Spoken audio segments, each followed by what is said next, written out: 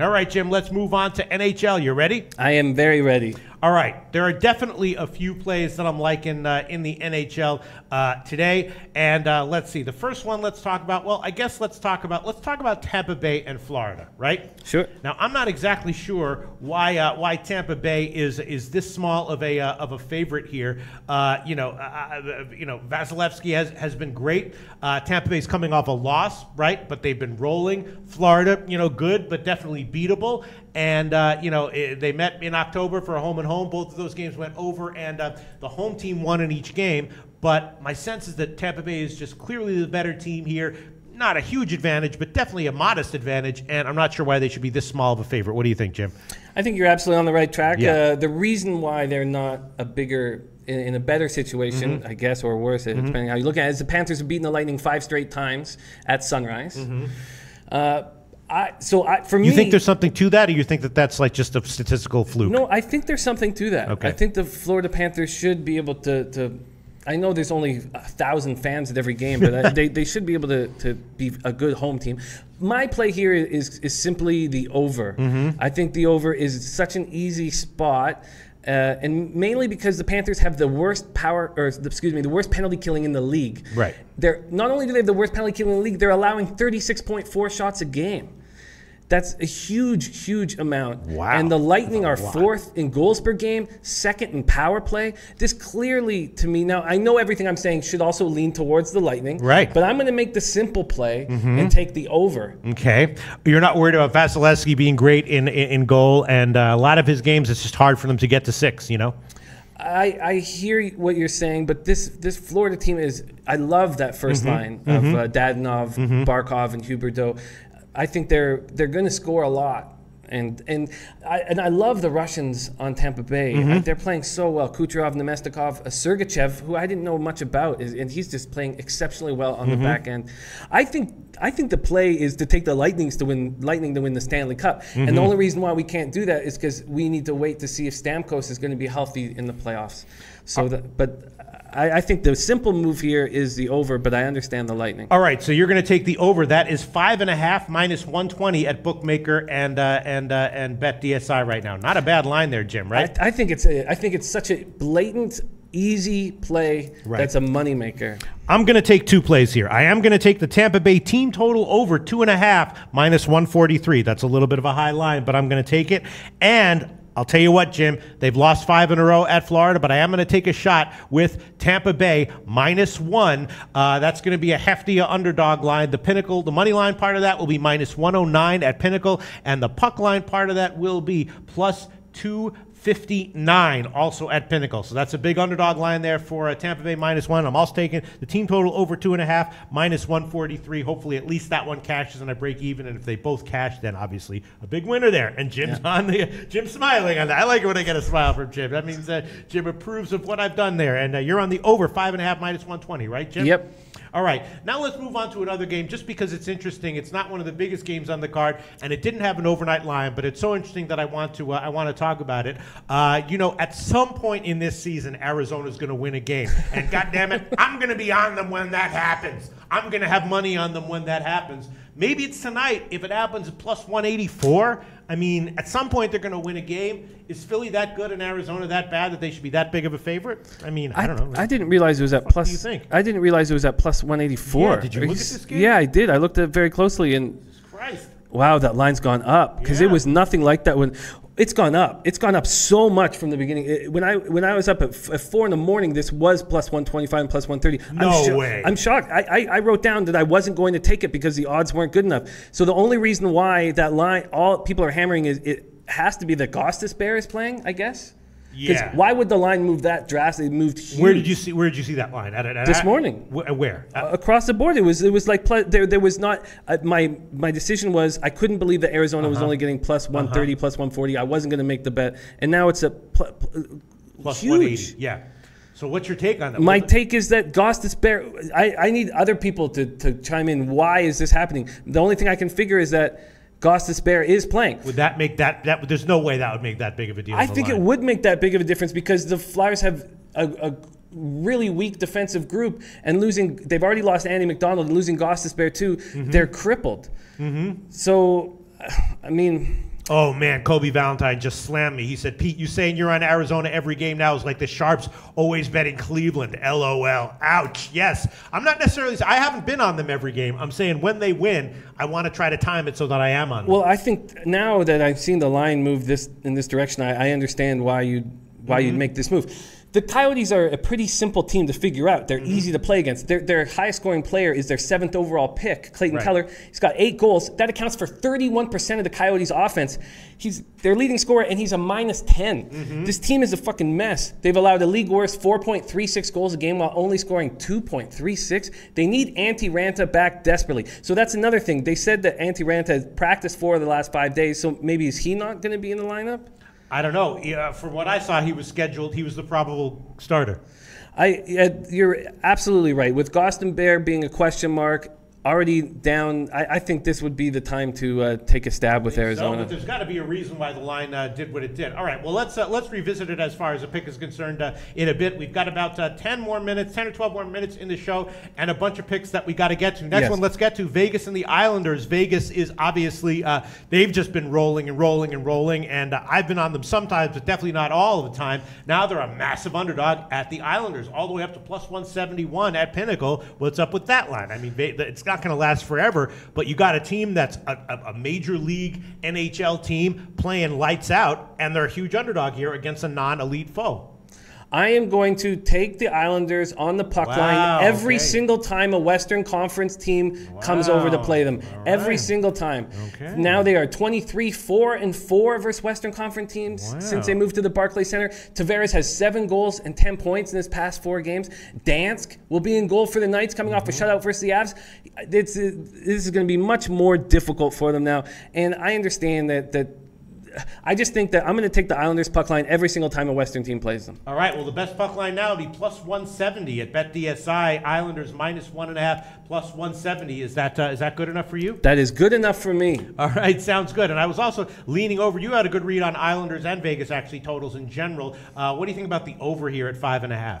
I think that the Golden Knights are going to have a very difficult time. Now, I know this is the Golden Knights have played so incredibly well, and they've got all this momentum going. Now we're going to see what they can do on the other coast, and it's going to be much more difficult. The Golden Knights, every time I've faded them, they've got me right in the drink hole. So I have some nervousness about that, but the Islanders are clicking. Tavares is playing very, very well, and they finally moved Eberle off that line. Bailey and Lee are looking very good. Halak will be in goal, thank God, because I will not make this bet if Grice is ever in goal. I need them. Oh, here's a note on, Ghost Despair and McDonald are out. But yeah, I'm going to keep hammering this 23-4-4 record versus Western Conference teams at home.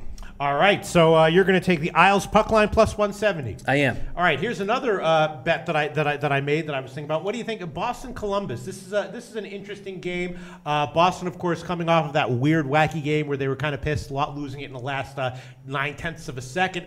Both teams are slumping. Boston a bit more. I was thinking that the under might be a good play. Maybe Columbus, maybe Boston on the team total under. What do you think about that, Jim? I think you're on the right track with all of these, and I'm going to take the Jackets just on the money line. Korpisalo has not looked very good. He was in net for the Blues loss. Bobrovsky looks absolutely incredible. Yeah. And Rask has looked good since coming back from the concussion. Krejci is out of the lineup, and Atkinson's out of the lineup for the Jackets. So those are 2 losses. But I like the Jackets here. I'm quite confident in this situation. And what about the totals? I was leaning under and also the Boston team total under. What do you have to say about that? I think you're absolutely on the right track there. Yeah. What are the totals? Well, the total on the full game is just 5.5 -111 at a bunch of places. And the Boston team total under is 2.5 -105. I think the under is a good play here. I agree with you. I think that is a good play, and I might tack that on to my Columbus bet. All right, I'm going to add on all these. I'm going to take the Boston team total under. I'm going to take the under on the game, and I'm going to take Columbus -1 just in case Columbus explodes scoring-wise. So the full game under on that one is 5.5 -111 at Pinnacle Bet Online, a bunch of places. The Boston team total under is 2.5 -105. Maybe I should just stick with those 2 because if Boston out of nowhere explodes offensively, then that'll be a bad situation, right? I don't know how they can explode overload offensively without Krejci, and Bergeron is still hurting. Yeah. I just don't see a world where they could destroy Bobrovsky. All right, I'm not going to take Columbus -1. I'm just going to take the unders. I'm going to take the team total under 2.5 -105 and the under 5.5 -111. Although I would also be leaning Columbus there as well. And you're taking plays on this one, Jim? Yes, I'm going to take the Columbus money line, and I'm also going to take the under as well. Okay, Columbus money line and the under. The Columbus money line is -145. Best line at a bunch of places. All right, anything else you're liking from the NHL card, Jim? Yes, I like the Ottawa Senators to defeat the Montreal Canadiens tonight. They got Zach Smith back, the Senators, which is good. They've got points in 10 out of 11 games, which is unreal, thinking without Turris and without Ryan. The Habs saved their season, sure, by winning 2 of the 3 home games. They're still 31st in goals per game, 29th in goals allowed, 27th in power play, 23rd in penalty killing. When you have those kind of special teams, you lose in the NHL. Yeah. It's clearly become a special teams league, and I like Ottawa at home. And I'm gonna take that. But what is the line right now? Well, it's very low, and I was thinking about that one as well. I was just concerned about 2 things here. First of all, Montreal's recent offensive, improvements. Is that for real or a little bit of an illusion? And secondarily, is that Ottawa's just had so many injuries and illnesses and all that stuff, and everyone's sick and here and this and that. Are they healthy enough on the field on the ice to make you not have a problem betting them? They've received points in 10 out of 11 games. This is a ridiculous line. Ottawa should not be almost a coin flip. Right. The Ottawa is getting no respect because of these injuries, and they've proven time and time again this year that they can handle this adversity. And I think Ottawa is easily one. I would say Ottawa is the second best play on this card after the Tampa Bay Florida over, in my opinion. Okay, very nice. I will take Ottawa -1 as well. That's a -106 on the money line, and the puck line part of that is +273. That is at Pinnacle. And what are you taking? I'm taking the money line, Ottawa. Ottawa money line -106. And I was also maybe thinking about the over. What do you think about that one? 5.5. I mean, do you think that Ottawa has a scoring, and is Montreal going to continue? I'm always surprised when Ottawa scores goals. So I think that they're not going to want to get into a shootout with the Canadiens. They're going to want to impose their will physically on this small forward group. Yeah. So if Montreal wins, it's going to be a scoring game, and if Ottawa wins, I think it'll be. Here we go, Mr. Canada, Jim. McOgster says there will be more Habs fans than Sens fans in the nation's capital. LOL. Well, good, because they'll be booing. They'll be fucking booing Bergevin. They'll be booing this tiny group of forwards. They're going to lose to a team that doesn't have as much skill as them, and they're going to be booing their hometown team. All right, there you go. Let's move on. L.A. and St. Louis is very interesting, right? Very. Jonathan Quick is starting to play well again, right? Are you a believer in Jonathan Quick long-term this year? I am. He's showing that he's still a great goalie, and I've been impressed with this whole Kings team. And, St. Louis has also been excellent, won 5 out of the last 6. I was thinking maybe a shot with the under on this one. What do you think about that one, Jim? I think that this is another spot where just because the Kings are 9-1-1, so these are other than the Lightning, the best 2 teams in the league, I think that we're getting a gracious number with the Blues. I'm so amazed that we're getting this number, the Blues, and I'm going to take the Blues with confidence here. I think it's a great spot. Blues are 4-0 at home. They're getting production from all 4 lines. This is the 6th game of a road trip. Will the Kings be thinking ahead, thinking about going home? That's what I was thinking as well. I'm just worried about Quick. I mean, Quick might be getting into elite form here, and if so, I don't really want to bet against him ever unless I'm getting like +150, I could take the the Blues on the puck line. Are you serious? That's how much I believe in this. A 6th game, the end of a road trip, they want to go back to L.A., man. They don't want to. They're going to be thinking about other things, and I think this Blues team is just rolling right now. And because the Kings are 9-1-1, we're getting this beautiful number. Yeah, but also because of Price starting to play like Quick starting to play like lights out.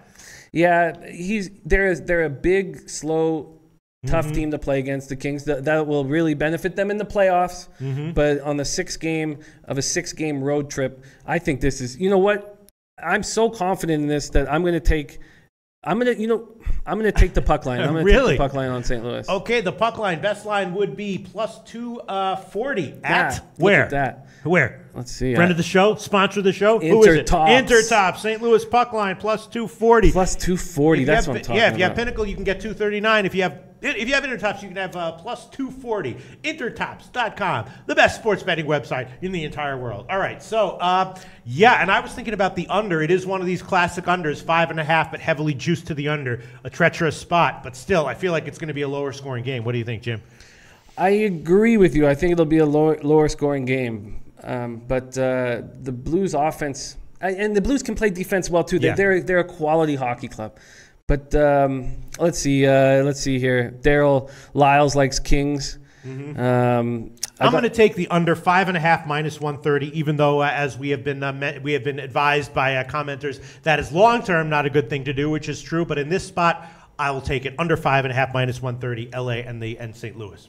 Yeah, I think you're in a good spot. And Jim is on the puck line. Now let's quickly move to Toronto and San Jose. This is an interesting one, right? Toronto slumping a little bit. We were talking about complacency with Memphis a little bit, and maybe Toronto's getting a little bit. I mean, look, you can't it happens to me in sports betting. When I get on a hot streak, suddenly I think that the reason I'm winning is because I made the pick, not because I did my research, right? And I start thinking that all I have to do is like press the button and it's going to be a winner, which is not the case. You can't just show up on the ice and win. You have to show up on the ice and play to your top level, and then you win. And Toronto's suddenly slumping. Now they're a small underdog on the road at San Jose. Should be a beatable team, except San Jose now has Martin Jones, who's playing great in goal. Tricky game. What's your take on this one, Jim? Martin Jones is also 6-0 with a 1.31 goals against average and .953 save percentage in his career versus the Leafs. Frederik Andersen has not looked good. He's not looked good, and he did the same thing last year. He looked very questionable for the first month and a half of the year, and then he came on. The Sharks have won 9 straight here against the Leafs since 2005. They've won 13 of 14 since 2005, excuse me.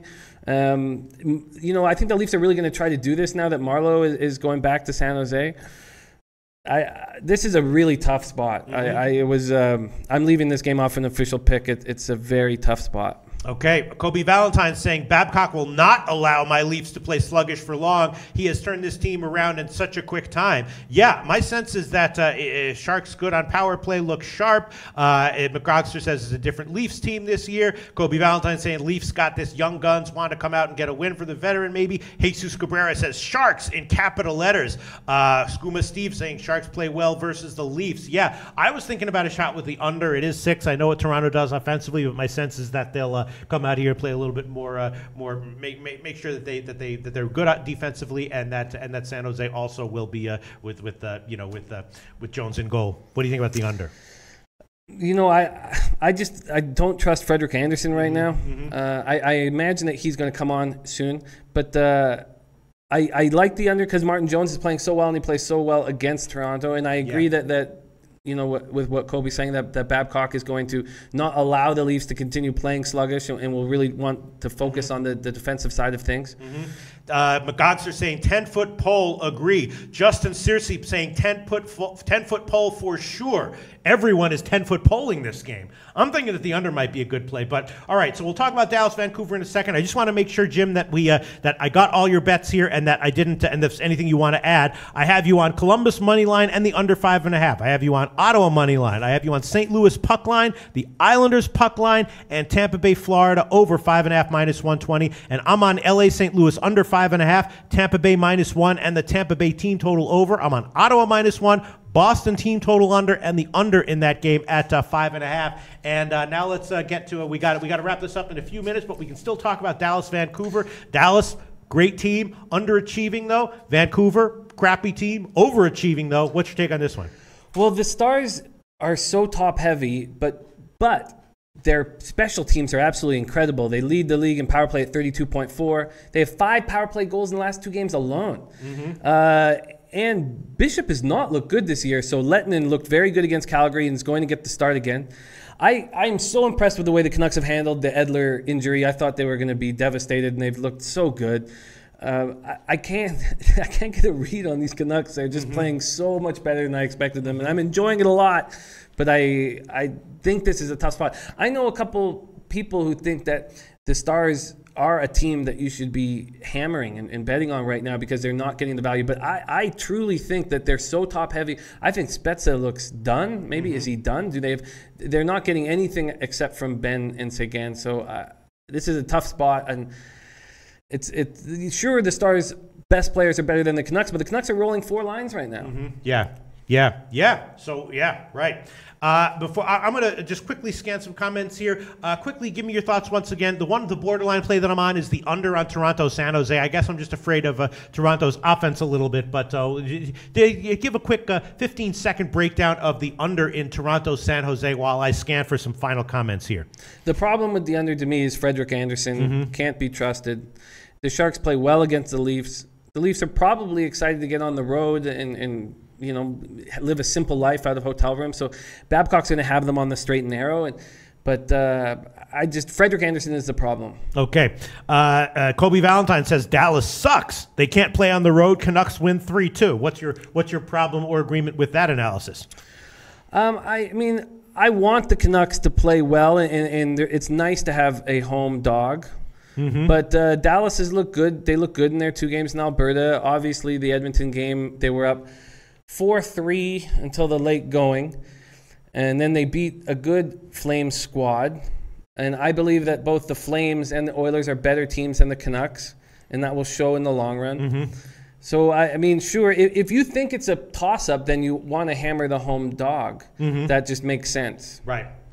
Okay, let's wrap it up. We got to get out of the studio. We're coming up on our time limit here. Again, Jim is on Columbus money line and the under 5.5 in that one. He's on the Ottawa money line, the St. Louis puck line, the Islanders puck line, and the Tampa Bay Florida over 5.5. I'm on the LA St. Louis under, Tampa Bay -1, Tampa Bay team total over, Ottawa -1. Boston team total under, and the full game under 5.5 in that game. And my leans that I'm not having the balls to give are definitely the Toronto San Jose under. That's a lean, and I guess that's about it for my lean. I would also be leaning a Columbus under, but since the Columbus money line, but since I'm taking the Boston team total under, I don't want to double up on it. And I guess that's about it. Should we wrap it up, Jim?